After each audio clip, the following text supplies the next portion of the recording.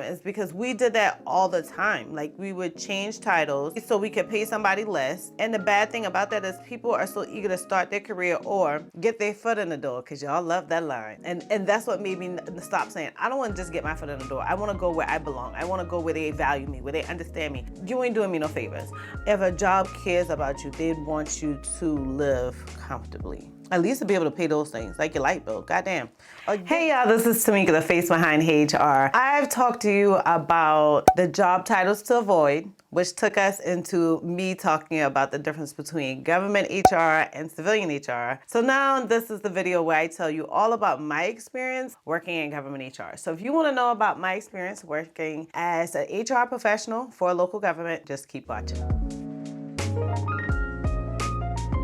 Now I'm at, or by the time you guys see this video, I'll be already celebrating 11 years of working in human resources. I started my double master's degree about 2 years before that. So if we were to consider education, then it's been longer. I started my career as an HR assistant for a local government. And then I worked there for about either a year and a half or 2 years. And then I went to another local government, which means both of them I worked for the city. So we hired firefighters, police officers, golf professionals, folks who may have took care of the water around the city, like water drainage and stuff like that, or public service, you'd say. Those who may have worked in the engineering departments for the city, things like that. So I worked for another municipality. I was there for about 3 years. Combined, it's 5 years that I worked in local government. The first municipality had about 250 employees, and then the second municipality that I worked for, it had about 350 employees. So pretty small, but definitely been in those roles for a while. So the first municipality I worked as an HR assistant.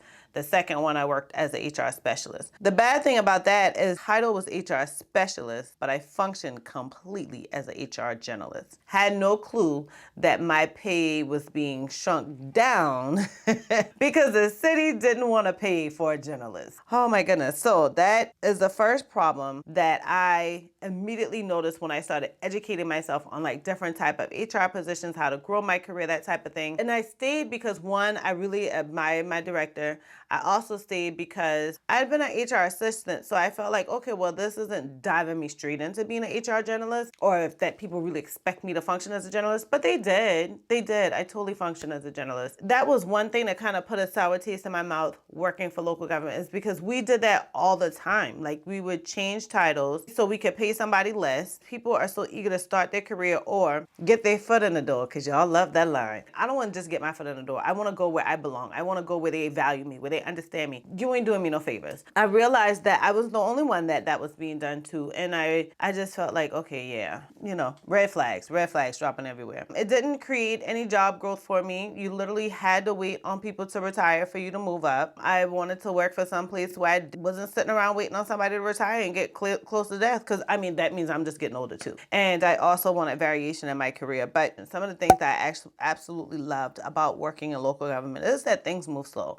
It gave me so much time to really get comfortable with something. It gave me time to like really research it. It gave me time to poke around to my resources. It gave me time to attend different trainings to learn it. It gave me more time to like train over time. So I really liked that things move slow early in my career. It really gave me time to ramp myself up in a comfortable way. Now, I'm not saying that I worked slow in my career for 5 years and that worked for me. I think by the time I was at like year 3, I was over going that slow, because I realized that the slowness wasn't just me. It was totally like the organization taking forever to approve, and most times wouldn't even approve stuff. Another thing that I liked about working in local government is that there was a long time before you got like more detailed training. So like if you learned something, you would be able to work on that for a long time before you had to go into like a detailed training for something totally different. So not a ton of mental pivots. Another thing was that they were more open to giving full autonomy. I think that's the sad part about it, is that here I am wanting to grow my career. They know I want to grow my career. So they both allow me to test different things, attend different meetings, make different decisions. They allowed me to grow my career without getting a pay or the title. And they both literally said, as soon as I retire, you can come and get this position. And I was so young and like just naive back then that I thought that was such a great thing. And now I look at it as, that's really a slap in somebody's face. You know what I'm saying? Like, yeah, just hang around for 20 or 30 years and then you got what I got. And there were just so many things things between both of those directors, I noticed that I was like, this ain't even fair to me. Like, y'all cool and all, I like y'all, but they didn't know any better. Like, they were older people. They had kind of stumbled into their careers because HR wasn't an official thing when they started their career. You know, they liked the fact that I like going out there and learning new things. I taught them a lot of new things. They taught me a lot, but I taught them a lot too because they had just got in the habit of just doing like the same things over and over. You know, it just sucked too because they gave me this autonomy because both of them were like mentally checked out. Like they had quiet quit and just figured, okay, Timeka will do all the work because she's eager, she's excited, she's brand new. And like they voiced this to me, so that's the craziest thing. Now that I've educated myself, now that I've learned better, now that I know better, I realize that that's really not a positive thing. I think the biggest thing for me, and I'm gonna just be a little bit transparent about this because I don't want to beat these ladies up. First, my first HR director, she passed from breast cancer. My second HR director, she was cool, and so I don't have a problem with either one of them. But I think the biggest thing for me was, though these things were good for them at that time, I don't think they realized that there were days that I literally didn't have gas money to put in my car. There were days when my car would go broke and I had no way how that was going to happen. There would be days that I had to beg for like extended time to pay for my daughter's after school because I couldn't afford the $50 for that week because maybe I decided to go to church more often than regular. My church is far out there, so I burned out most of my gas. So that took away from the daycare money. Like, I don't think either one of them really, they empathize, but I don't think they ever literally like put their feet in my shoes. And so it was a little annoying because those are the reasons why I worked so many side hustles, because it ain't like either one of them giving me $20 to go get something to eat on lunch break. Like, I literally would pack my lunch every day. I started that early in my career. I started that before I started my HR career. So happy I did, because that helped me save money a lot. But if you guys have not seen that video, I think I've done a couple of videos where I talked about not only living on a budget as the HR professional, but like having tons of side hustles as the HR professional. Like, and that's real stuff. Like, those are my life. It's not that I'm beating you guys up saying like, don't work for the government because it's horrible. I'm just saying, don't settle for such a shitty quality of life just for a job. Because if a job care about you, they wouldn't want you being up in the middle of the night, like stressed to death because you don't know how you're gonna pay this bill, or rushing out on your lunch break to ask for an extension on the light. If a job cares about you, they'd want you to live comfortably. At least to be able to pay those things, like your light bill, goddamn. Or teach me some financial courses, because that was another thing. Like, now I did get like public assistance, like with my housing and my rent the whole time I worked for both of those places, which I needed. And you only get those things when you don't make enough money, so you qualify for them because they feel like you're in poverty. Luckily, I did have those things, but I think it would have been even better if I had a company help guide me through the financial literacy that I did for myself. And I said, forget this. This don't sound right, but I'm gonna go ahead and get Dave Ramsey's course, because they were doing the Dave Ramsey course like locally. And I think it was like $100 for like 12 weeks or something like that. And I was like, this sounds like the stupidest thing, but I literally paid for that thing on my credit card because I literally wanted to learn how to be debt free, because I watched both, well, not both of my directors, but I watched my director intentionally plan her vacation 3 to 4 times a year, and I had never been on vacation in my life. That was just crazy to me. I'm like, damn, just throw it in my face, don't have no empathy for me. But it's like, if you had given me financial literacy, increased my compensation, I would have been able to take just a few days off and like go to Myrtle Beach. Like, I'm in Charleston, South Carolina. Like, I don't need to go, you know, all these far places that they went, but just let me be able to go and vacation. Like, I didn't even know what that was like. And now I'm so happy, because vacations, in my opinion, are like needed in your life.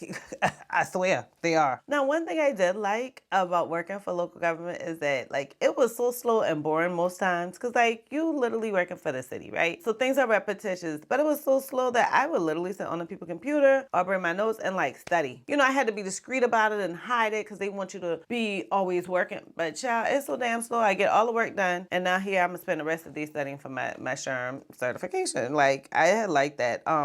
They did pay for me to take a course. They paid for me for my study materials. They paid for me to actually take the exam. That's when I told you guys about ways to get money to pay for your certification, because I also got the scholarship. So I paid them back the money that I got from the scholarship. But that was the several ways right there that I was able to pay for it, because it was so expensive and I had the money. So I put the link to that below too, so you guys can know about some ways to get your certifications paid for. I did like that they gave me that educational reimbursements. And I can't even say it was educational reimbursement, because for both of them, they knew we didn't make enough money to be paying for no education. So they just usually paid for stuff ahead of time for us, and particularly my SHRM exam or whatever. I also like that our calendar was so repetitious that it was like, I knew what we had going on every year. I like our repetitive annual calendar. It took us no time to figure out when it's going to be open enrollment, when are we going to meet with the brokers to renew our health data, okay, when are we going to do benefits fair, when are we going to launch the new version or reset for the wellness programs. Like, it was such a repetitive calendar, and I kind of like that. Now, I like variation and being able to do different things, but I also like stability.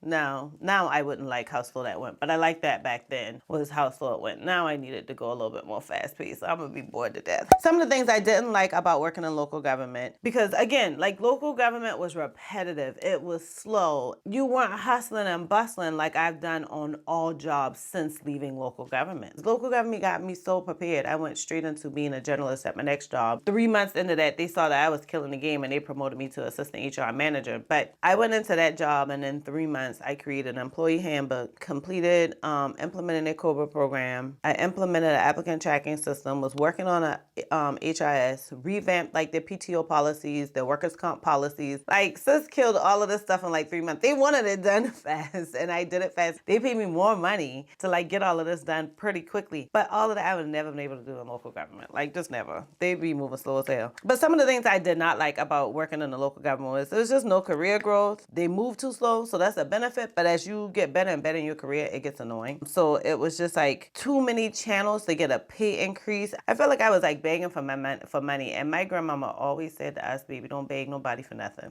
I felt so uncomfortable. Like, things move so slow. Like, even asking for a salary, and like, you don't want to keep asking for it, or I didn't want to keep asking for it, because I was just like, now I feel like I'm begging. Another thing I didn't like about local government was that HR was just not seen as a strategic partner. You know, I guess this replicates the video where I told you guys about the differences between civilian and government HR, but I'm just telling you from my perspective. So I told you guys, like, I've worked in local government this period of time. We used to do like a bunch of retirement trainings or whatever, because a lot of our benefits came from the state. So though I worked for the city, we had a lot of benefits and other things that came from the state, and we had a lot of like requirements we had to meet for the state. So I felt like I also worked for the state too, because I was constantly involved with the state on different things too. The county as well. It's almost like they all kind of go together. So it was just the same things. They all slow, not trying to pay you a ton of money. They're not trying to let you learn a lot. Whatever you find out, you're going to figure out on your own, because there ain't nobody trying to tell you. You're going to watch some people who make a lot of money and absolutely don't do any work. Civilian HR was different for me. Most of those people, they got a bunch of work too. I think that's about it. Like, I totally worked for 2 different municipalities. I don't know how else to talk about my experience. I feel like it was just repetitious. It was slow. When I thought of something creative, they did not ever want to say yes. And there's 2 different local governments, so I like it. I don't know how else to say it. Like, it's killing my mood talking about it. I'm so happy I'm free. To praise the Lord, I'm free. I don't know if y'all in the AME church, but that's one of our songs. If this is your first time visiting HR, I hope you found enough value in it that you decide to subscribe. If you're returning, thank you so much for watching another HR video. I can't wait to see y'all on the next video.